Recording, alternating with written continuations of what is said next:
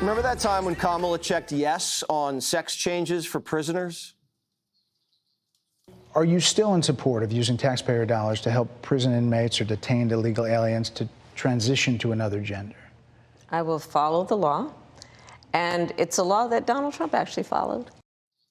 Well, they're turning the page, we think. Politico reporting this, quote, Democrats confront the party's questionnaire industrial complex. After years of tolerating advocacy group litmus tests, some Democrats are pushing back on questionnaires they say are becoming a recurring general election liability. And the one Democrat who's been urging his party to ditch woke altogether, James Carville, slamming the left for not letting dudes be dudes. Democratic culture became very feminized and very judgmental.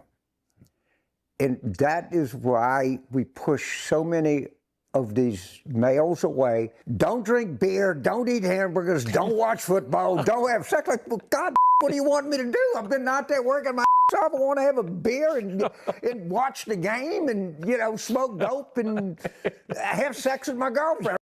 All right, so they're going to get rid of the questionnaires, Greg. We have questionnaires of our own. Yes. Can men get pregnant? Yeah, you know, it's too late. It's too late for them. Can you imagine what male Democrats say to each other when they're alone? No, what? I don't know. Can you imagine? I can't even imagine a male Democrat. Here's the deal. So why did men, that's my point. I don't understand male Democrats.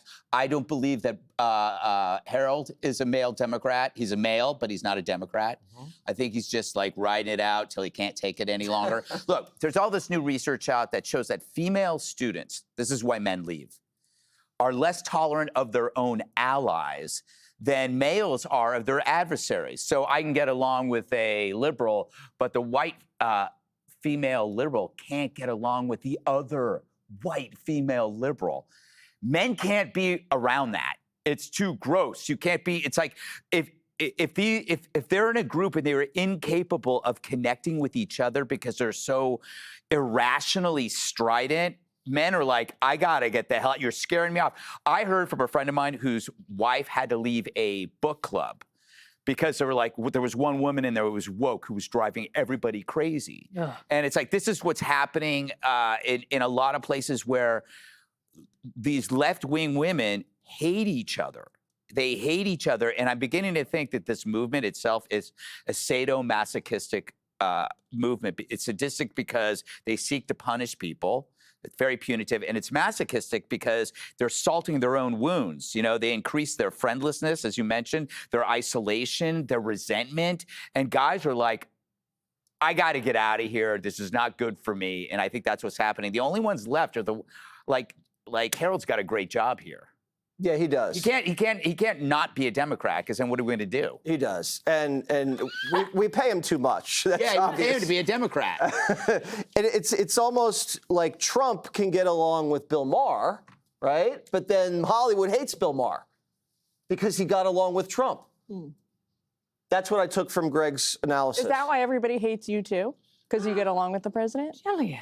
Do they hate me? I thought they just don't tolerate me. I'm just joking. Okay, that was so funny. Anyway, Kennedy, would you like to add anything substantive, Jillian? I would just say before they get rid of the litmus tests altogether, yes. Like I get why they're annoying and they can like work at cross purposes, but some candidates would be greatly helped by a litmus test, like I think Kamala Harris, because we heard her stump speech on the trail 17 million times during her very short campaign, but didn't ever have a really nuanced understanding of her policy positions. I think a lot of people would have benefited from watching her answer some yes or no questions put to her on a sheet. She wouldn't answer questions, though. When she was I know. That's why if you could ask her to say yes or no to a few she very rudely showed up super late for the interview, almost to the point where it didn't happen, which I think was the point of her being so late. She was incredibly rude and dismissive, and then she wouldn't answer any questions. And it was the questionnaire, the codified groupthink that backed her into a corner. And she was so bad as a candidate and as a thinker that she couldn't logically say, well, this is why I said that. And I understand why people might have an issue with this, but this is what I actually meant, and maybe colored her opinion. She doesn't have any opinions because she is an empty person. And all questionnaires do is invite empty candidates to the Democrat Party. It's not good for either side because what you want is a non-traditional person who is going to break through, have ideas, and speak to voters. And when people are terrified about the shackles of questionnaires like this, they're never going to stand out from the group. And that's when you get horrible politicians like literally every Democrat in the state of California.